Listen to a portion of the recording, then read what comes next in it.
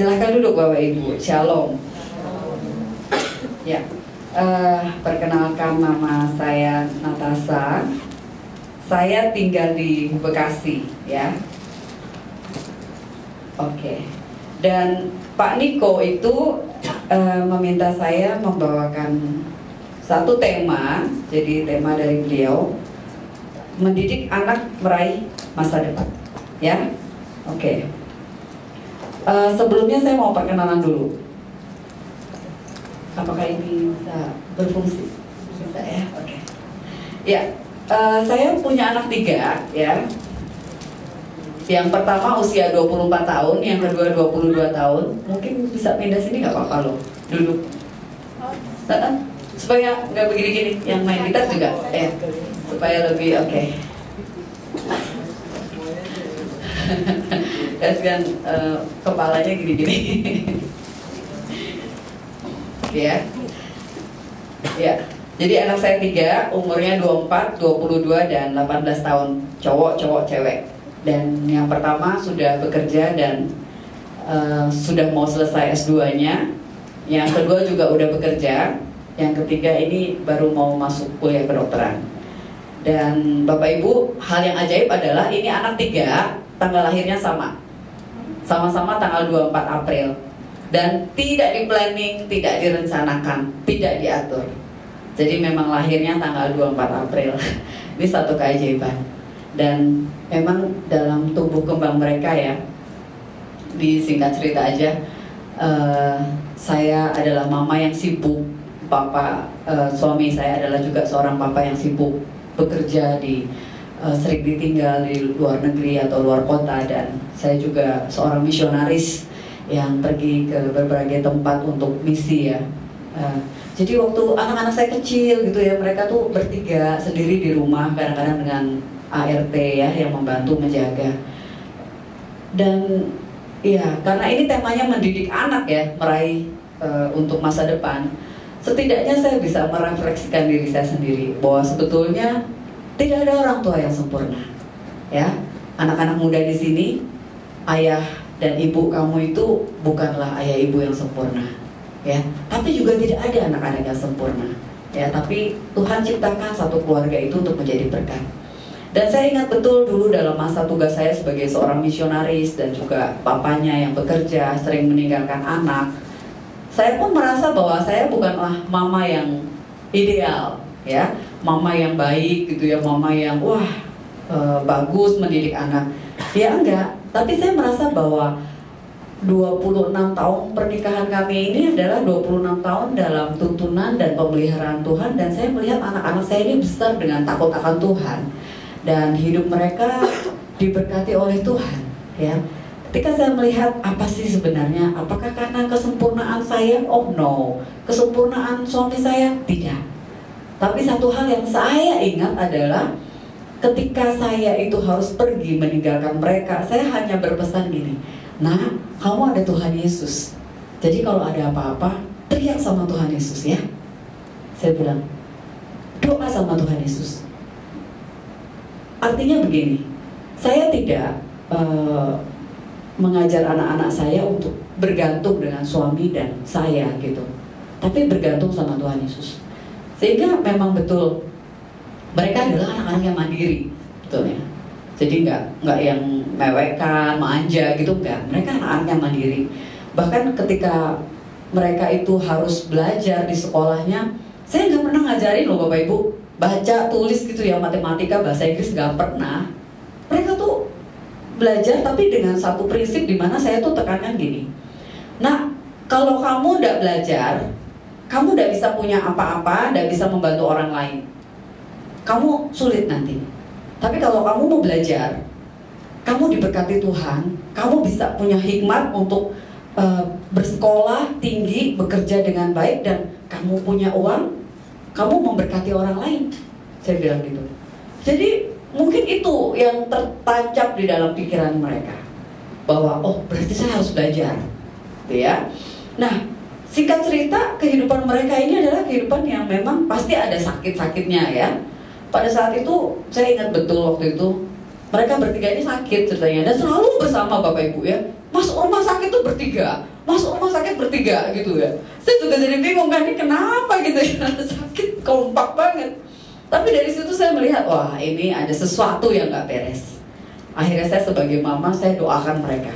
Saya selalu di depan anak-anak itu ya, saya selalu membiasakan segala sesuatu harus kita selesaikan di dalam doa dulu, gitu ya. Jadi saya berdoa sama mereka. Saya katakan di dalam nama Tuhan Yesus, saya bilang, setiap sakit penyakit yang menyertai anak-anak saya, sehingga mereka harus dirawat, selalu dirawat barengan, saya patahkan kuasanya di dalam nama Yesus. Saya katakan demikian. Saya lepaskan berkat dari Tuhan. Gak ada sakit-sakit bareng, gak ada. Yang ada adalah berkat bersama yang turun atas mereka bertiga. Dan puji Tuhan, sejak mereka mengerti dan bisa membaca Alkitab ya, ataupun bisa menyanyi waktu kecil umur 4 tahun, mereka bertiga tuh punya kebiasaan ini loh, tangan tuh bertiga diginiin, lalu begini, mereka bilang, saya Revo, Kefas, Josephine, saya adalah anak-anak yang takut akan Tuhan. Saya adalah, jadi mereka punya ikrar sendiri, ya, ikrar untuk saling membantu, menolong. Jadi setiap malam itu mereka ikrar seperti itu. Dan puji Tuhan, saya melihat mereka tumbuh kembang sebagai anak-anak yang saling mengasihi, saling mendorong, menopang. Nah, itulah yang kebahagiaan saya. I'm not a perfect woman, mother, tapi saya melihat kuasa Tuhan lah yang sempurna menjadikan mereka seperti ini. Ya, itu hanya untuk kemuliaan Tuhan. Oke, nah kita akan belajar satu hal. Saya udah coba untuk berubah ini, tetapi nggak berubah.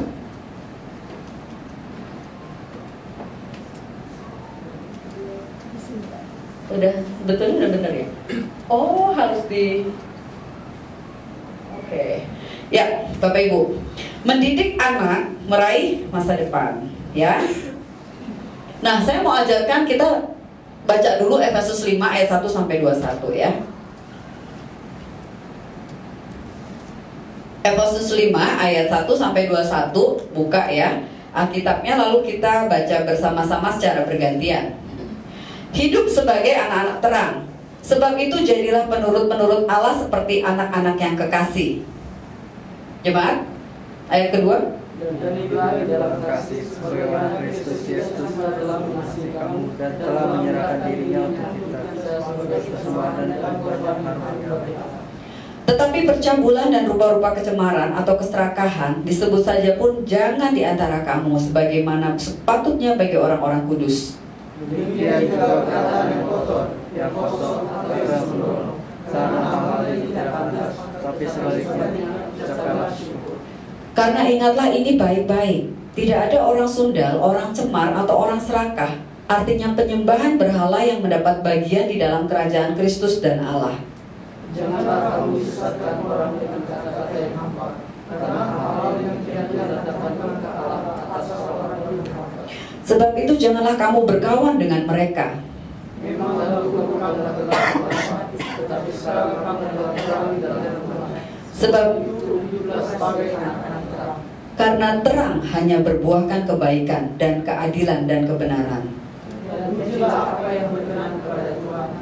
Janganlah turut mengambil bagian dalam perbuatan-perbuatan kegelapan yang tidak berbuahkan apa-apa, tetapi sebaliknya telanjangilah perbuatan-perbuatan itu. Sebab menunjukkan saja pun apa yang dibuat oleh mereka di tempat-tempat yang sembunyi telah memalukan. Tetapi segala sesuatu yang sudah ditelanjangi oleh terang itu menjadi nampak, sebab semua yang nampak adalah terang. Itulah sebabnya dikatakan, bangunlah hai kamu yang tidur, dan bangkitlah dari antara orang mati, dan Kristus akan bercahaya atasmu. Karena itu perhatikanlah dengan seksama bagaimana kamu hidup. Janganlah seperti orang bebal, tetapi seperti orang arif. Dan gunakanlah waktu yang ada, karena hari-hari ini adalah jahat. Sebab itu janganlah kamu bodoh, tetapi usahakanlah supaya kamu mengerti kehendak Tuhan. Dan janganlah kamu mabuk oleh anggur, karena anggur menimbulkan hawa nafsu. Tapi minumlah anggur penuh. Dan berkata-katalah seorang kepada yang lain dalam mazmur, kidung puji-pujian dan nyanyian rohani. Bernyanyi dan bersoraklah bagi Tuhan dengan segenap hati. Ucaplah senantiasa segala sesuatu dalam nama Tuhan Yesus Kristus kepada Allah Bapa. Dan rendahkanlah dirimu seorang kepada yang lain di dalam takut akan Kristus. Oke. Oh, sorry. Nah, di slide ini Bapak Ibu ya, mendidik anak itu sebetulnya adalah pembahasan panjang. Ya, sebagai orang tua, cara mendidik anak itu pembahasan panjang, dan itu biasanya hanya ada di seminar-seminar berseri, di buku-buku parenting.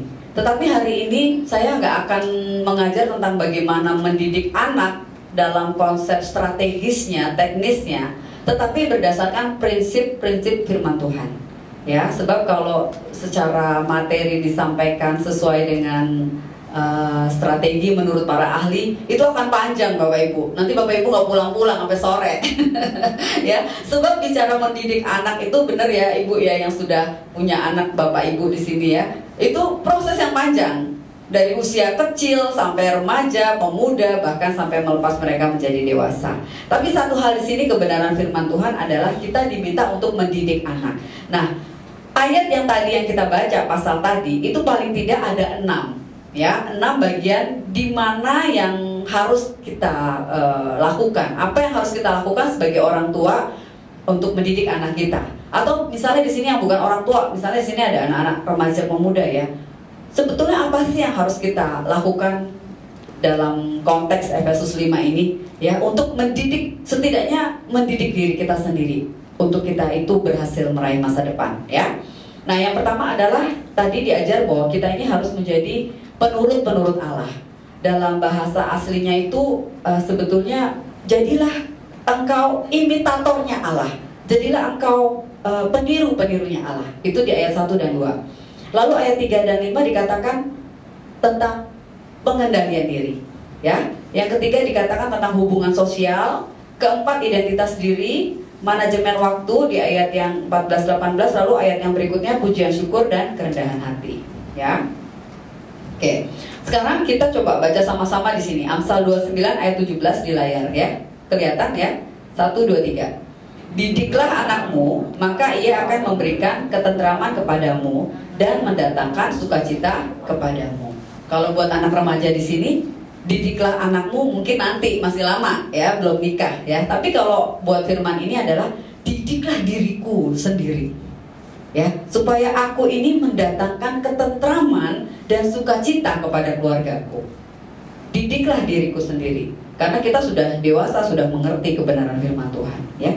Nah, didiklah itu bahasa asli itu yasar. Yasar itu artinya didiklah, disiplinkanlah, ajarlah, berikan tugas, latihlah, hukumlah, peringatkanlah, tegurlah, dan betulkanlah. Ya, jadi sebagai seorang orang tua yang mendidik anak itu nggak cuma kita memenuhi kebutuhan anak, makannya, sekolahnya, perhatiannya, apapun itu buat anak yang terbaik, nggak cuma itu. Tetapi tugas penting orang tua adalah mendidik, yaitu menegur, melatih, mengajar, ya, mendisiplinkan. Jadi nggak boleh memanjakan saja, ya. Nah, masa depan yang seperti apa sih yang diharapkan oleh orang tua kita semua nih, oleh orang tua ya? Pastinya tentu saja adalah masa depan di mana pendidikan anak-anak berhasil. Ya, mereka bisa melanjutkan sampai ke tingkat jenjang pendidikan yang lebih tinggi. Lalu karir mereka bagus. Ya, ini impian semua orang tua. Kesehatan mereka juga tidak ada masalah. Lalu mereka dapat berhubungan sosial satu dengan yang lain juga tidak ada masalah. Sebab kita menemukan juga masih banyak ya anak-anak yang mengalami kesulitan di dalam berhubungan satu dengan yang lainnya ya. Nah, apalagi soal keuangan.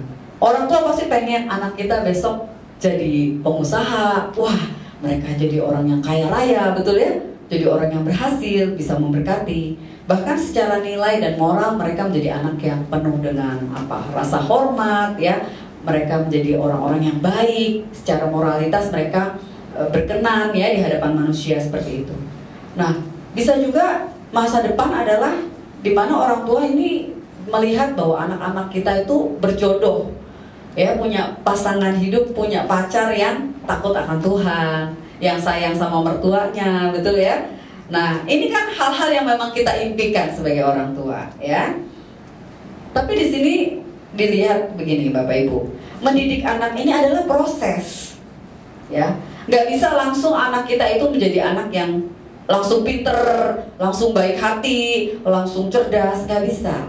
Ini adalah satu proses yang penting di mana kita ini berusaha untuk membentuk anak kita ini sehingga mereka hidup dalam perkembangan fisik yang baik, ya, moral, emosional, tidak marah-marah, tidak mudah untuk menangis, ngambek seperti itu ya. Mereka bisa berinteraksi dengan teman-temannya, mereka bisa mandiri, mengatasi konflik, bahkan di dalam kehidupan spiritual mereka menjadi anak-anak yang mencari Tuhan, senang baca Alkitab, berdoa, ya, dan juga di dalam pola pikir mereka menjadi anak yang baik, ya. Jadi itu suatu proses. Nah, keberhasilan masa depan anak itu dalam pandangan Alkitab itu terkait dengan bagaimana mereka menghormati Tuhan, mengasihi sesama, dan hidup dalam integritas dan kebijaksanaan. Jadi sebenarnya Bapak Ibu, anak-anak tuh sebenarnya meraih masa depan itu bukan semata-mata karena mereka pendidikan yang tinggi, kaya raya gitu ya, punya jodoh yang oke, yang cakep, yang ganteng. Enggak. Jadi kalau menurut Alkitab itu adalah masa depan yang baik itu buat mereka adalah bagaimana mereka bisa menghormati Tuhan, mereka bisa mengasihi sesama, mereka bisa hidup punya integritas dan kebijaksanaan di dalam menjalani kehidupan selanjutnya, ya. Nah, sekarang lihat mengapa anak-anak tuh harus dididik. Kenapa kita ini harus mau dididik, ya? Karena yang pertama adalah Bapa kita di surga tidak menghendaki supaya seorang pun dari anak-anak ini hilang. Ini ada satu cerita di mana ada seorang anak, kata Tuhan Yesus nanya nih sama murid-muridnya, "Hei, menurut kamu bagaimana?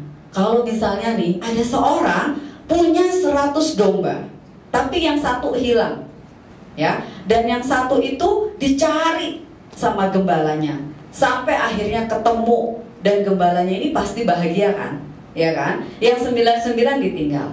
Nah, demikian juga Bapak yang di surga itu nggak menghendaki anak-anak kita ini hilang, Bapak Ibu, ya. Jadi kalau misalnya gini, Bapak Ibu punya anak 4 nih, ya. Yang satu itu hidupnya agak-agak kurang benar gitu misalnya, ya. Nah, itu kebanyakan orang tua nih, kebanyakan di luar sana, di dunia luar sana, kebanyakan justru malah anak yang lebih bodoh, ya, dalam pandangan dunia, ya. Anak yang kurang bisa terdidik misalnya, anak yang punya kelemahan itu lebih cenderung diabaikan oleh orang tuanya dibanding dengan, oh, anak yang satu ini pinter, ini selalu dibanggakan, ya. Oh, anak yang satu ini lebih nurut, nah ini lebih dibanggakan. Tapi kalau anak yang punya kelemahan itu biasanya diabaikan. Nah, Tuhan Yesus mengajar di sini sebenarnya apa?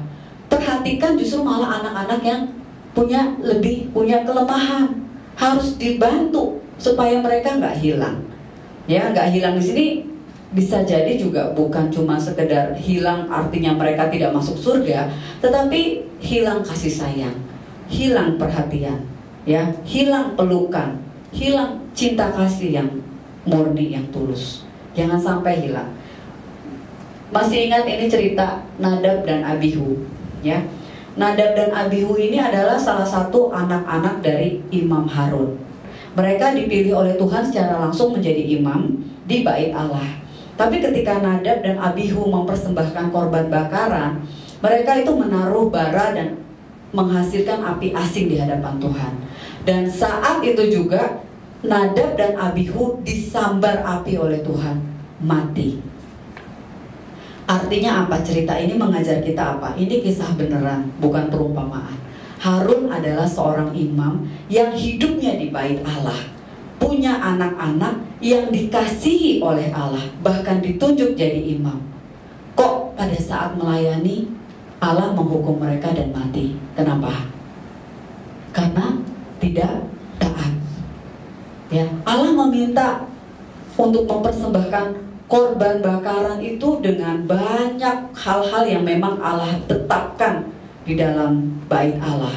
Tapi mereka tidak melakukan tepat seperti yang Tuhan ajarkan dan Tuhan tetapkan. Ujungnya apa? Mereka disambar api, mereka mati, hilang. Ya, nah ini anak-anak imam. Anak-anak pendeta juga belum tentu mereka selamat, Bapak Ibu. Bukan berarti ya di sini anak-anak yang melayani, ya, yang melayani di rumah Tuhan, lalu mereka beroleh berkat gitu. Belum tentu. Ya, ini tergantung dari ketaatan kita. Kita mau percaya Tuhan Yesus sungguh-sungguh dan mau taat kepada Tuhan, atau karena kita ini takut sama mama papa sehingga kita ke gereja, tapi kita nggak punya pengertian tentang siapa Tuhan yang kita sembah. Anak ini bisa terhilang. Jadi hati-hati ya. Anak seorang hamba Tuhan pun tidak menjamin ya mereka akan selamat atau terhilang atau tidak. Nah, yang kedua, kenapa anak itu harus dididik? Supaya anak ini dijauhkan dari hati yang bodoh, bebal, dan menghasilkan buah kebenaran. Kebodohan terikat dalam hati seorang anak, tetapi tongkat disiplin menjauhkannya darinya. Nah, ini gambar hanya ilustrasi tongkat ya. Sebenarnya tongkat di sini artinya didikan, bukan tongkat beneran tongkat ya, buat dihajar, dihabisi ya, bukan ya. Sebab ganjaran mendatangkan duka cita, tetapi akan menghasilkan buah kebenaran dan damai kepada mereka yang dilatih olehnya. Kalau yang tadi, kenapa kita harus dididik oleh Tuhan? Karena Tuhan nggak mau kita hilang.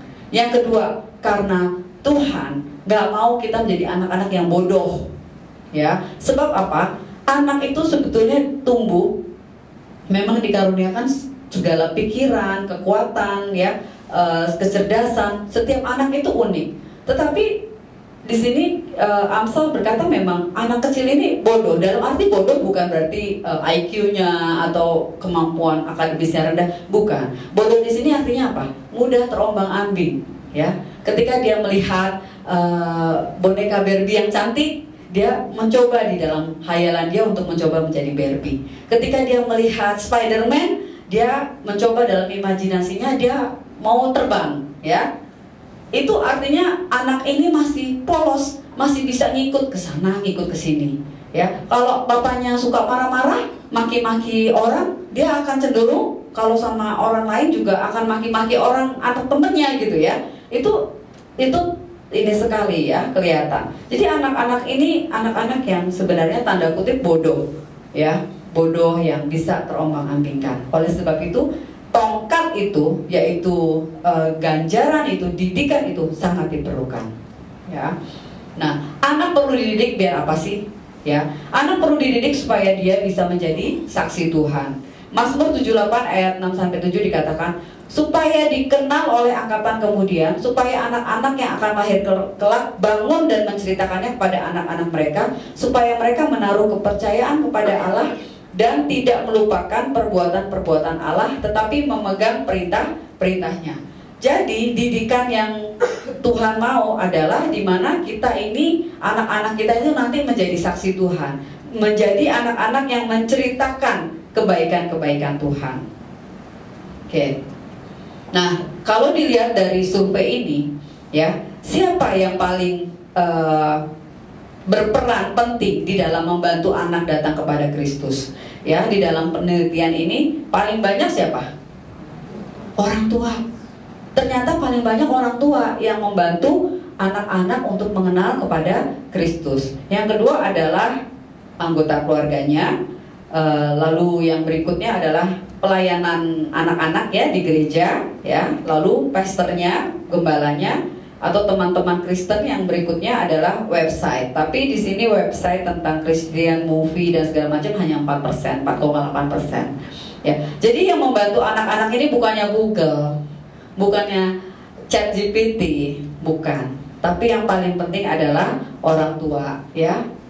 Nah, di sini Ulangan 6 ayat 5-7 dikatakan, haruslah engkau mengajarkannya berulang-ulang kepada anak-anakmu dan membicarakannya apabila engkau duduk di rumahmu, apabila engkau sedang dalam perjalanan, apabila engkau berbaring, dan apabila engkau bangun. Artinya sebagai orang tua harus mengajarkan kepada anak-anak kebenaran firman Tuhan. Artinya berulang-ulang apa? Nggak boleh bosan. Jadi anak-anak muda di sini juga nggak boleh bosen yang namanya belajar firman Tuhan. Itu nggak boleh bosen. Dengerin khotbah pada saat lagi nyetir, lagi di mobil, itu loh earphone-nya yang di telinga itu dengar firman. dengar sekarang udah ada audio Bible ya kan, dengar firman supaya kita sungguh-sungguh bisa bertumbuh ya. Nah, yang berikutnya, gereja harus memperhatikan pelayanan misi dan pemberitaan Injil kepada anak-anak.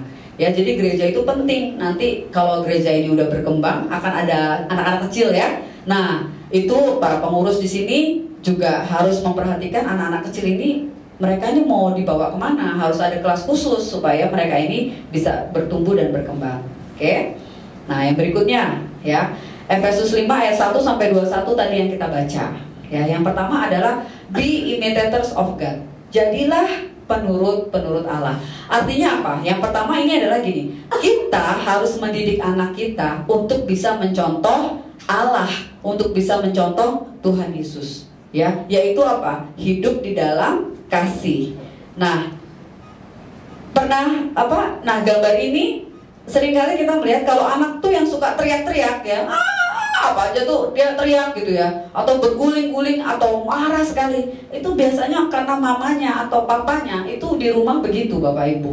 Sukanya tuh teriak-teriak, marah, sehingga anak ini mencontoh Bapak Ibunya. Ya, coba anak-anak remaja di sini ingat nggak kecenderungan apa yang kalian lakukan ketika kalian sedang menghadapi sesuatu yang tidak mengenakan? Apakah marah, ataukah teriak, ataukah nyanyi, ataukah kabur, ataukah apa? Nah, itu karena biasanya dari orang tuanya melihat begitu. Ya, anak itu tidak mungkin dari kecil dia melihat Tuhan, nggak mungkin. Dalam artian gini, anak kan nggak melihat Allah yang tidak kelihatan, betul ya? Tapi anak itu melihat orang tua dulu yang kelihatan. Ya, baru dia mencontoh. Nah, kalau anaknya itu melihat bahwa ibunya suka buka laptop ya, wah kerja, suka main handphone, itu anak pasti ikut-ikutan tuh. Ya, anak ini mudah sekali untuk mencontoh orang tuanya. Itulah sebabnya mengapa di yang nomor 1 ini dikatakan bahwa kita ini harus memimpin anak-anak kita dengan contoh yang baik, Ya, nah kalau ada orang tua yang suka kebersihan, biasanya anaknya akan senang-senang bersih-bersih. Tapi kalau orang tuanya jorok di rumah, ya nggak mau bersih-bersih rumah, itu biasanya anaknya juga males. Ayo, nggak mau bersih-bersih rumah karena melihat apa? Orang tuanya juga meletakkan barang sembarangan, ya kamarnya tidak dirapikan, berantakan semuanya. Itu begitu Bapak Ibu. Ya itu pengaruh sekali. Ya terus kalau Bapak Ibunya suka olahraga, anaknya biasanya apa? Suka olahraga. Kalau Bapak Ibunya sukanya main gadget, anaknya suka main gadget. Jadi jangan salahin anak gitu ya. Orang tua itu memegang pengaruh yang sangat penting untuk mencetak anak-anak seperti apa. Kita udah paling sering dengar ya, like father like son. Ya, kalau anak berhasil biasanya orang bilang, iyalah bapaknya aja pinter. Atau kalau anaknya suka mabuk-mabukan, kita cenderung berkata, ya iyalah, bapaknya aja juga keluar masuk penjara kok. Gitu. Jadi orang tuh melihat orang tuanya tuh siapa gitu ya. Nah hati-hati sebagai orang tua Bapak Ibu ya, hati-hati. Nah like father like son, artinya bahwa kita ingin kita itu hidup seperti Bapak kita. Nah untuk menjadi imitator of God itu nggak mungkin kita itu cuman mengajarkan anak sekali doang atau cerita tentang Tuhan Yesus di gereja. Nggak bisa Bapak Ibu, berulang-ulang. Artinya Bapak Ibu harus menuntun anak-anak di dalam pengenalan melalui baca Alkitab, berdoa, harus ada family altar, ya. Nah, usia berapa kira-kira anak itu kenal Tuhan Yesus? Sebetulnya, penelitian ini menunjukkan bahwa usia 7 sampai 11 dan 12 sampai dengan 19 adalah usia-usia penting anak menerima Tuhan Yesus. Ada nggak umur di sini 19 tahun ke bawah? Siapa? Angkat tangan yang umurnya 19 tahun ke bawah. Ya, oke. Cuma satu. Nabel aja. Oh, ada 2 ya. Jadi ini adalah masa-masa yang penting mereka mengenal siapa Tuhan Yesus ya. Itulah sebabnya mengapa Tuhan berkata di dalam Lukas 18 ayat 16 dikatakan, Yesus berkata, biarkan anak-anak itu datang kepadaku dan jangan menghalang-halangi mereka. Sebab mereka inilah yang memiliki kerajaan surga. Jadi artinya betapa pentingnya mereka dikenalkan pada Tuhan Yesus. Betapa pentingnya usia-usia tadi 19 tahun ke bawah itu harus datang pada Tuhan Yesus, harus ke gereja bareng, harus doa bareng, harus baca Alkitab bareng. Sebab memang anak-anak kecil ini anak-anak yang hatinya mudah sekali untuk dibentuk, ya. Tapi kalau udah remaja ke atas, udah mulai deh kita lihat ya. Wah, udah mulai berontak, udah mulai ngeyel, udah maunya sendiri gitu ya. Nah, tapi kalau anak-anak, dia menjadi anak-anak yang nurut. Saya punya ponakan umur 3 tahun. Yang saya kagum adalah dia itu umur 3 tahun, tapi udah nyembah Tuhan, udah nyanyi gitu. Nyanyinya tuh udah nyanyi yang nyembah Tuhan yang sungguh-sungguh. Kayak WL yang ada di depan itu tadi udah nyanyi, umur 3 tahun loh. Terus udah ngedoain orang, udah ngedoain gitu ya. Dan setiap kali dia ngedoain, dia kirim, dia share video ke grup keluarga. Terus saya tuh sampai pikir begini, ini anak 3 tahun senengannya nyanyi aja ya, nyanyi nyembah Tuhan gitu kan. IG-nya dia juga gitu, bukan karena dia mau jadi terkenal, enggak, tapi memang mamanya merekam ini karena itu suatu hal yang menurut mama papanya, anak ini kok mau gitu ya, nyanyi nyembah Tuhan, doa dengan sungguh-sungguh. Ternyata apa? Setelah saya lihat dan perhatikan, ternyata mama papanya tuh tiap hari nyembah Tuhan. Maksudnya punya waktu untuk main gitar, sambil nyanyi, sambil nyembah Tuhan, sambil berdoa, sambil baca Alkitab. Sehingga anak ini ngikutin, oh kayak gini ternyata kehidupan sehari-hari, berdoa, baca Alkitab ya, seperti itu. Jadi anak-anak ini mudah sekali untuk meniru. Nah, hidup di dalam kasih itu tidak cuma sekedar kita hafal 1 Korintus 13 ayat 4-7. Kasih itu sabar, murah hati ya. Bukan Bapak Ibu. Tetapi kita harus melihat bahwa tidak ada anak-anak favorit. Ya, kita tidak boleh membandingkan anak kita. Wah, apalagi membandingkan anak kita dengan anak tetangga, itu nggak boleh. Atau banding-bandingkan, kamu itu loh mesti pinter dong, harus kayak si ini dong, harus kayak si ini dong. Nggak bisa Bapak Ibu ya, mereka punya keunggulan tersendiri. Kita nggak boleh membanding-bandingkan ya. Tapi di satu sisi kita harus tegas memberikan dia sanksi atau disiplin dan membuat kesepakatan atau aturan ya. Amsal 19 ayat 18 dikatakan, hajarlah anakmu selama ada harapan, tetapi jangan engkau menginginkan kematiannya. Hajar anakmu. Hajar di sini bukan berarti hajar yang benar-benar dipukul ya sampai nangis-nangis anaknya, dan kita dengan luapan amarah dan emosi kita pukul dia sampai dia minta ampun, sampai dia teriak-teriak ya, sampai luka-luka berdarah-darah. Bukan. Yang namanya hajar di sini pengertiannya adalah didik anakmu, bikin peraturan ya, bikin kesepakatan ya, latihlah dia. Bahkan di Wahyu 3 ayat 19 dikatakan, anak yang dikasihi Allah tegur dan dihajar sama Allah. Jadi kalau kita itu menerima didikan dari Tuhan, menerima hal-hal yang gak enak, itu sebenarnya Allah sedang mendidik kita untuk kita bisa menjadi anak-anak yang taat Bapak Ibu ya. Sehingga yang namanya imitator of God itu ketika kita melihat diri kita di cermin, kita melihat bukan diri kita, tapi melihat siapa? Tuhan Yesus ya. Orang lain, teman-teman sekolah kalian melihat bahwa kok beda ya, ini baik hati, anak ini baik, murah hati, rendah hati, karena mereka melihat Tuhan Yesus. Oke, yang kedua adalah pengendalian diri ya. Ayat tadi dikatakan bahwa hendaklah anak-anak itu dididik ya, untuk mereka menjauhkan diri dari percabulan, rupa-rupa kecemaran, keserakahan, perkataan kotor dan sembrono, juga penyembahan berhala. Nah, di dunia yang sudah penuh dengan berbagai aplikasi teknologi media sosial, anak-anak itu mudah sekali untuk melihat adegan-adegan percabulan, mudah sekali melihat adegan-adegan yang kurang etis ya, lewat iklan, lewat di Instagram atau di Facebook ya, atau juga bisa menonton film-film yang kurang patut ditonton pada usianya. Itu banyak. Nah, anak-anak ini harus dididik, harus dikasih tahu ya bahwa itu tidak berkenan di hadapan Tuhan. Anak-anak remaja sekarang juga hati-hati ya, jangan sampai kita tercemar dengan berbagai hal-hal yang berbau pornografi ya, sebab itu hal-hal yang mendukakan hati Tuhan. Juga perkataan kotor, sembrono, dan menyembah berhala. Menyembah berhala ini artinya kita menjauhkan diri kita, hubungan kita dari Tuhan kita jauhkan, tetapi kita lebih memilih untuk kita lebih suka dengan gadget kita, dengan main game, dengan males-malesan, dengan rebahan, dengan kita senangnya untuk jalan-jalan aja, shopping ke mall dan sebagainya.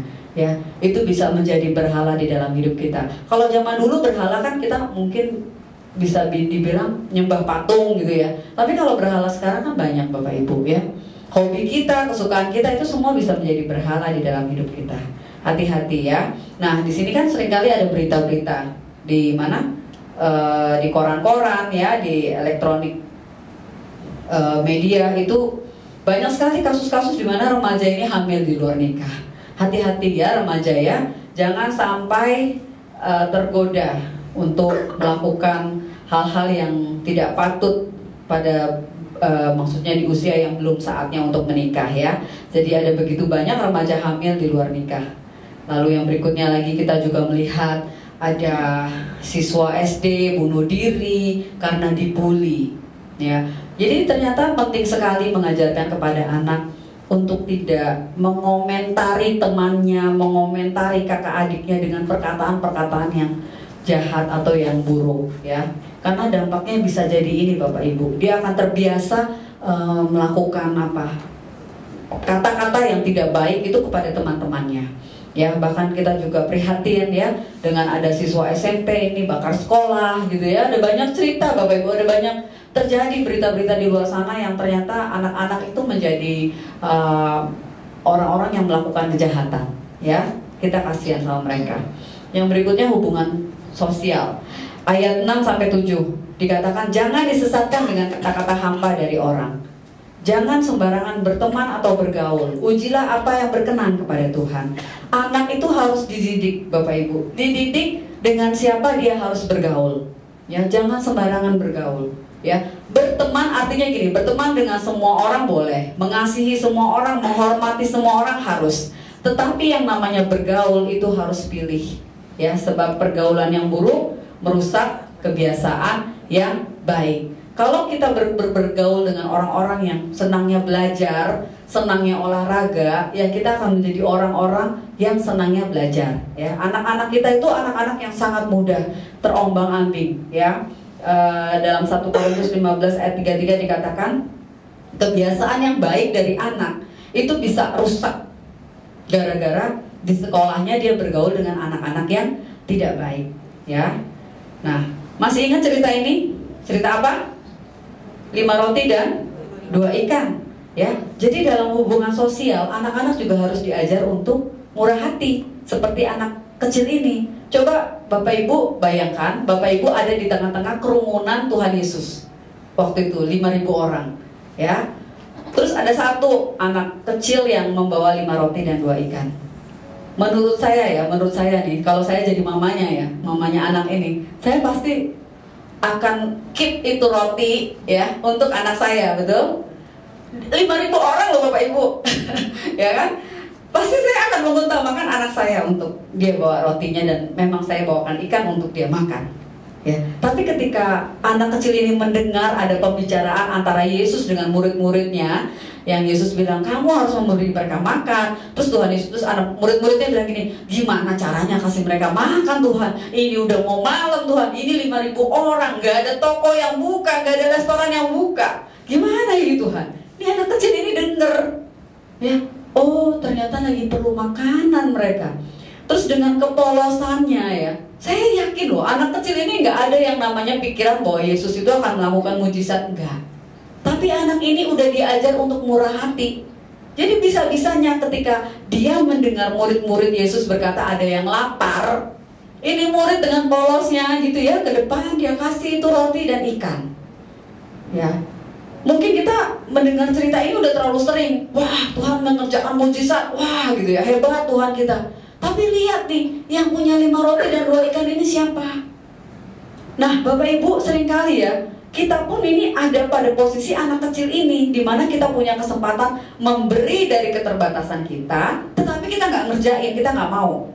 Misalnya contoh, Pak Gembala lagi berkata, kita lagi ada proyek ini untuk misi Atau untuk kita ada cabang gereja yang perlu bantuan misalnya gitu ya, untuk pembangunan rumah ibadah atau apapun itu, pelayanan. Mari kita sama-sama memberikan kepada Tuhan persembahan yang terbaik. Lalu kita mulai berpikir di rumah, uangku aja cuman ada 500.000, suruh ngasih lagi, nggak cukup lah, nggak bisa lah gitu ya. Karena kita berpikir dengan matematika ya. Coba 5 roti dan 2 ikan sama dengan 5.000, sisa 12 dan berkeranjang-keranjang. Ini di luar matematika Bapak Ibu ya. Oleh sebab itu Bapak Ibu mesti bisa mengajar anak-anak untuk murah hati. Dan Bapak Ibu sendiri jadilah contoh orang tua yang murah hati. Jadi ketika misalnya saya juga sering begini, pada saat kita di lampu merah ya kita lihat-lihat si orangnya. Ada anak kecil gitu ya, ya cereng segala macam. Terus di situ saya kasih tahu anak-anak, nah lihat tuh, kasihan kan, umur kayak gini, lihat tuh bajunya sobek-sobek, tuh kasihan gini. Mereka harusnya sekolah, mereka main, kamu bisa ke mall, bisa belajar, punya rumah, punya apa, kamar yang baik gitu ya. Tuh, jadi saya kasih tahu, saya ajar mereka. Terus saya kasih uang lah, katakanlah 5.000 misalnya. Terus saya suruh kasih anak saya yang ngasih, bukan saya. Jadi saya ambil uang, saya kasih anak saya, tuh nak, kamu yang kasih nak. Tuh. Jadi dari situ dia belajar, oh kalau anak miskin, ada orang yang lagi kayak gitu, kita mesti ngasih, kita mesti bantu. Nah akhirnya apa Bapak Ibu? Itu Josephine ya, anak saya tadi yang nomor 3, umur 18 tahun. Sampai sekarang Bapak Ibu, kalau ngelihat kakek-kakek pemulung ya, pengemis, anak-anak kecil yang ngemis, ya ampun itu ibanya sampai kayak gitu, sampai dia bilang mami, dan dia bisa nangis loh Bapak Ibu, bisa nangis cuma begini, mami uangku di dompet gak ada nih, Mi minta 20.000, Mi minta 10.000, apaan Jo? Saya bilang gitu kan, itu Mi kasihan banget Mi, dia belum makan itu Mi. Jadi sampai segitunya dia tuh bisa nangisin orang-orang miskin kayak gitu Bapak Ibu. Saya juga bingung ya, setiap kali ada yang orang-orang yang begini-begini, anak saya bisa nangis loh Bapak Ibu, hanya untuk bisa mau ngasih. Makanya dia pengen banget dia jadi dokter. Jadi dia bilang, mami aku mau jadi dokter. Dia bilang, aku gak mau jadi yang lain, pokoknya aku mau jadi dokter. Ya udah, kita bawa sama Tuhan ya. Dan nanti bulan apa, berarti bulan Agustus atau September ini kan pada mulai kuliah lagi ya. Kalau Tuhan berkenan ya dia akan masuk ke dokteran Bapak Ibu. Dan saya melihat memang anak ini punya passion ya. Terus kalau sama bapak, kakek-kakek, nenek-nenek gitu, anak ini mudah sekali untuk bergaul, untuk berkomunikasi. Jadi dia nggak cuma masuk kepada anak remaja seusianya, tetapi anak kecil pun dia bisa masuk gitu ya. Sama orang tua pun dia bisa masuk Bapak Ibu ya. Jadi ajar anak-anak tuh untuk murah hati. Sebab Allah adalah Allah yang murah hati ya. Belajar dari orang tua kita, orang tua juga harus jadi orang yang murah hati dulu ya.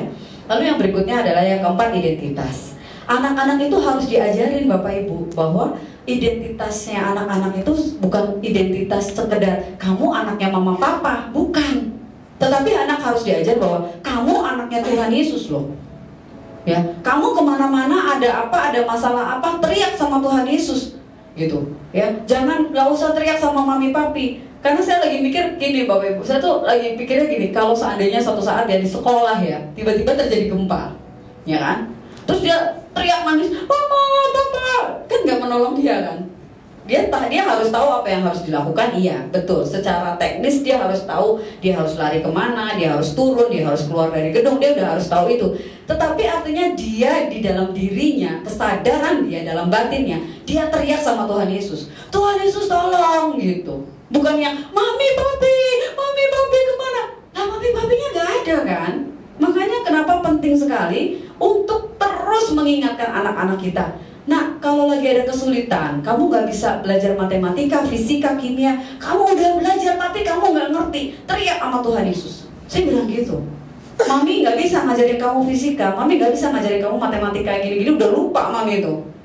Teriak sama Tuhan Yesus, ngomong sama Roh Kudus, Roh Kudus ini bagaimana, kenapa aku gak ngerti, kenapa aku udah belajar ini kamu gak ngerti, kenapa? Tolong Tuhan, tolong aku Tuhan. Teriak sama Tuhan Yesus. Karena disitulah akhirnya anak akan belajar, oh aku nih bukan anak mama papa yang anak mama papa aja, bukan.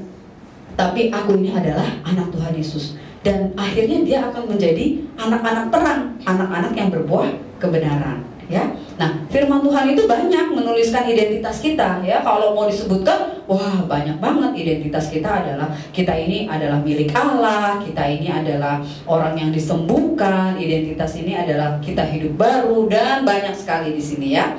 Tapi identitas Tuhan kalau mau saya simpulkan ada 4. Paling tidak adalah yang pertama, anak belajar bahwa anak itu milik Tuhan Yesus, bukan milik kita. Pernah suatu saat anak saya bilang gini, dia tiba-tiba pulang sekolah dia nangis, Mami, temanku katanya meninggal. Di umur 7 tahun waktu itu, Josephine. Mami, temanku meninggal gitu ya.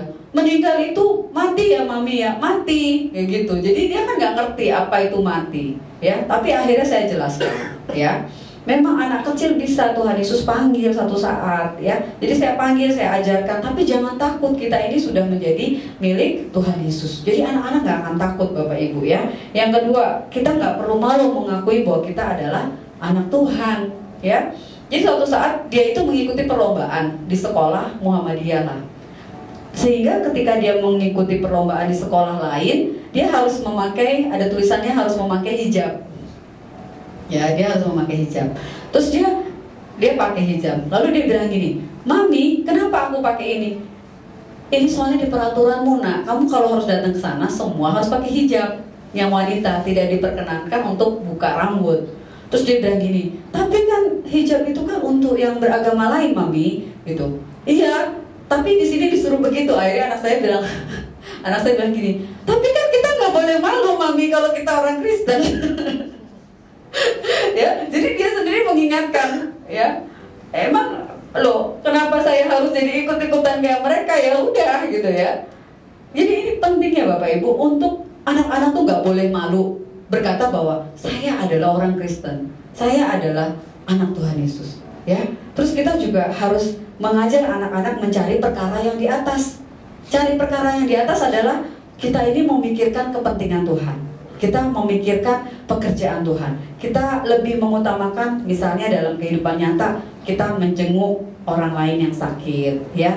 Kita mendoakan mereka yang sakit, kita memberi orang yang sedang saat itu membutuhkan. Nah itu artinya kita mencari perkara yang di atas, bukan perkara-perkara yang gini, aku mau beli sepatu Nike, aku mau beli game yang paling canggih, aku mau beli laptop yang paling bagus, aku mau beli HP yang paling up to date. Dan enggak Bapak Ibu, itu bukan perkara yang di atas, itu perkara dunia.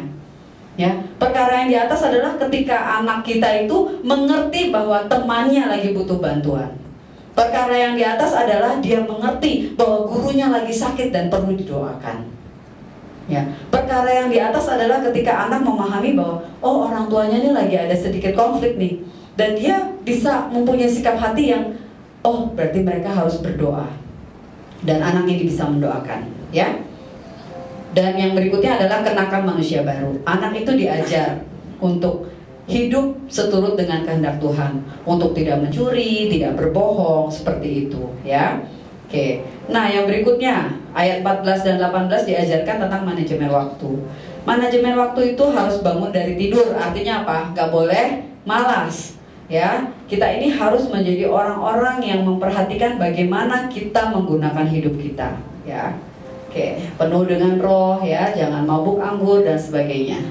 Nah, orang tua harus memberi waktu, Bapak Ibu, ya, memberi waktu, karena anak-anak ini anak-anak yang harus dibentuk dengan hati-hati, dibimbing dengan keterampilan dan kekuatan. Harus berhati-hati, mereka ini harus bisa terbang dengan lurus, ya, seperti anak panah di tangan pahlawan, ya.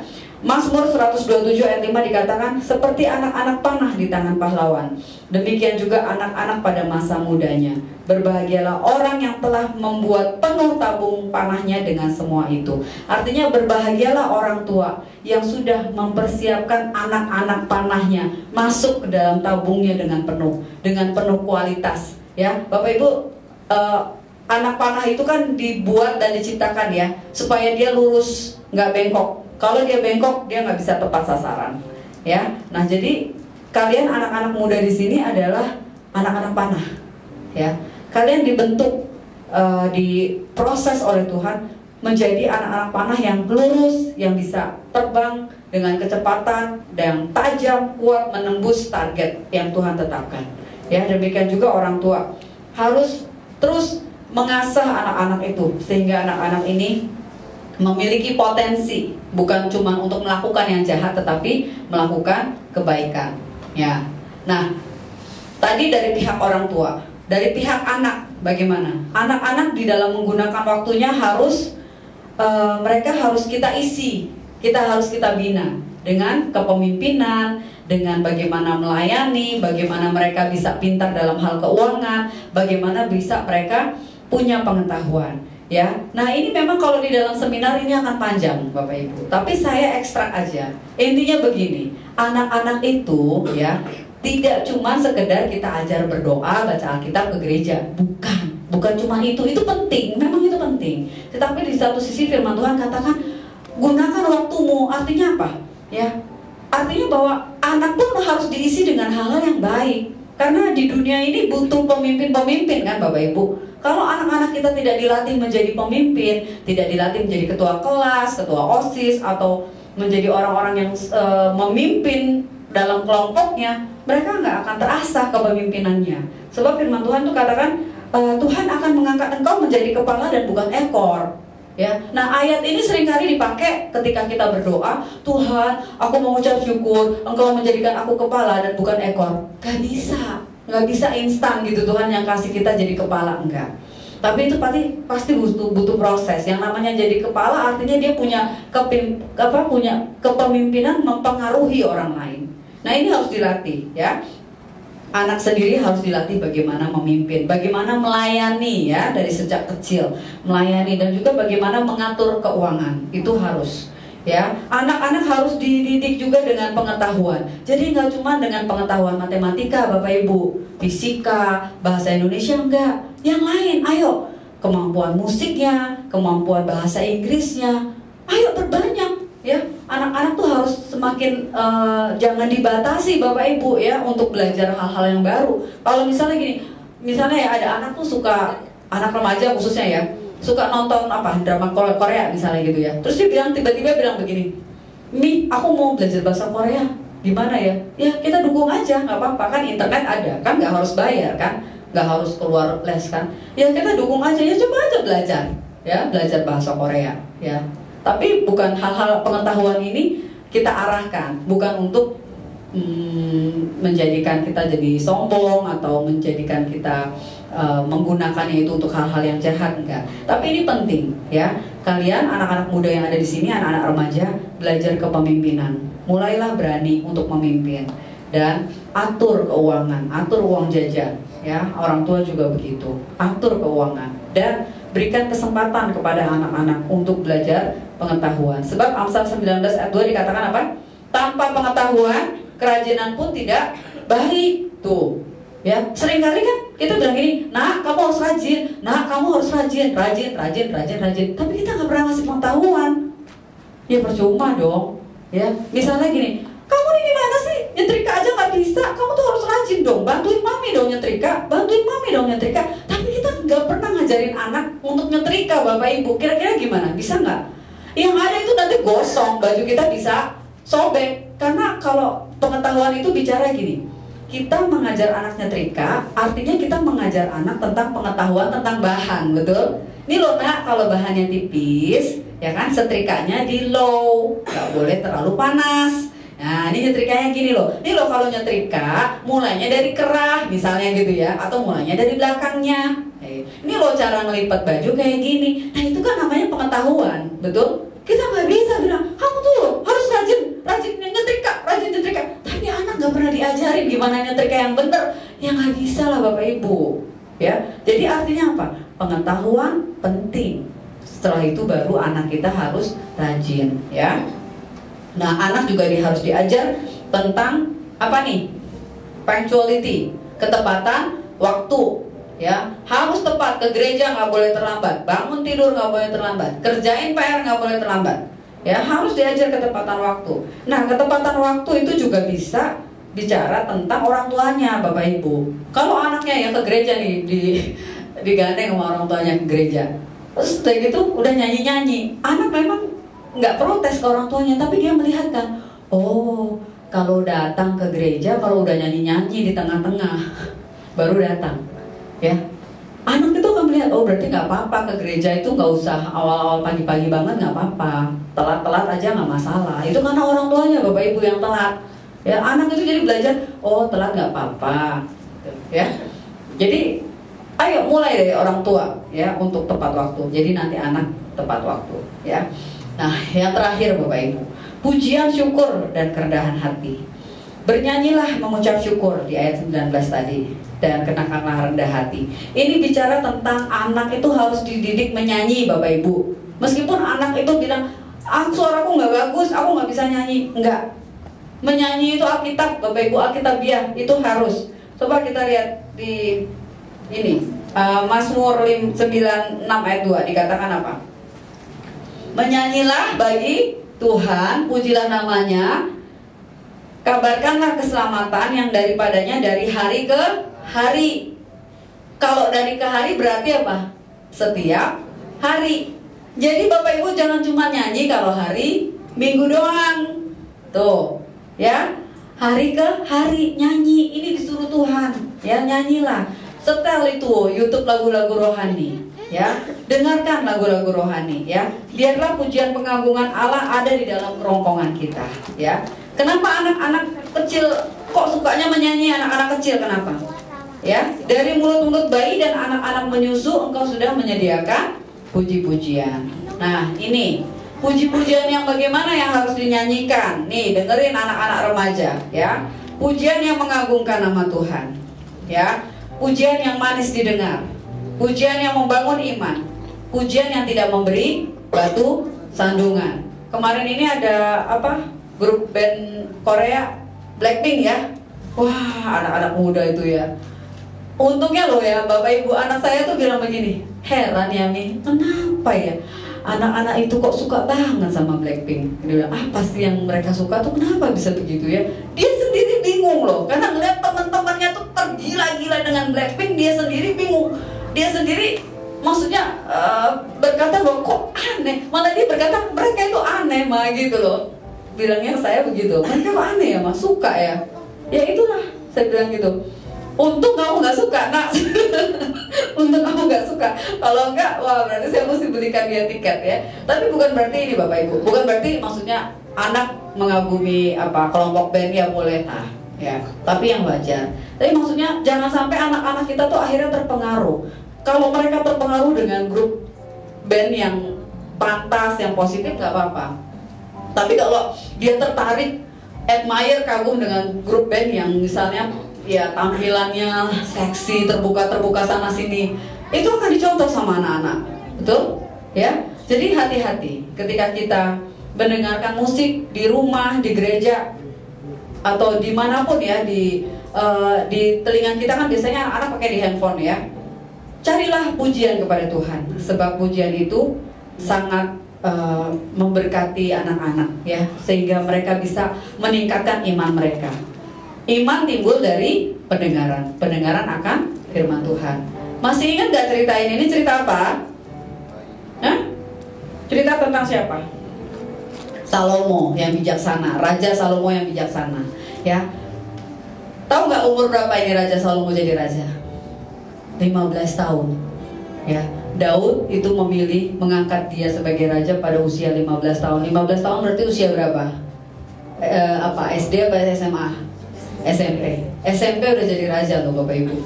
Ini Salomo dikasihi Allah ya. Salomo dikasihkan hikmat, dia memiliki kekayaan, jadi orang yang memang punya banyak istri, banyak pengaruh. Tetapi akhirnya Tuhan berkata apa? Malah Salomo melakukan apa yang jahat di mata Tuhan, dan dia tidak dengan sepenuh hati mengikut Tuhan seperti Daud ayahnya. Sebab itu Tuhan menunjukkan murkanya kepada Salomo, sebab hatinya telah menyimpang daripada Tuhan Allah Israel yang telah 2 kali menampakkan diri kepadanya. Bapak ibu sebagai orang tuanya Salomo, kita sebagai orang tua dari anak-anak kita, mungkin kita merasa bahagia anak kita menjadi orang penting, terkenal, pinter, penuh hikmat. ya, dengan kaya raya anak-anak kita itu menjadi orang-orang yang berhasil, yang dihormati oleh banyak orang. Tetapi kalau ujungnya seperti Salomo, kita tentu tidak akan mau, ya, sebab ternyata toh akhirnya Tuhan marah sama Salomo dan tidak menunjukkan lagi perkenanannya seperti yang awal, ya. Jadi Tuhan memurkai Salomo. Nah, ini kan kita nggak mau terjadi pada anak-anak kita, ya. Oke. Jadi Bapak Ibu, dengan kita belajar hari ini bagaimana kita mendidik anak-anak kita, maka kita bisa berkata seperti dalam 3 Yohanes 1 ayat 4, baca sama-sama. 1, 2, 3. Bagiku tidak ada sukacita yang lebih besar daripada mendengar bahwa anak-anakku hidup dalam kebenaran. Jadi didiklah anak-anak supaya anak-anak ini hidup dalam kebenaran. Puji Tuhan, Tuhan Yesus memberkati. Mari kita berdoa.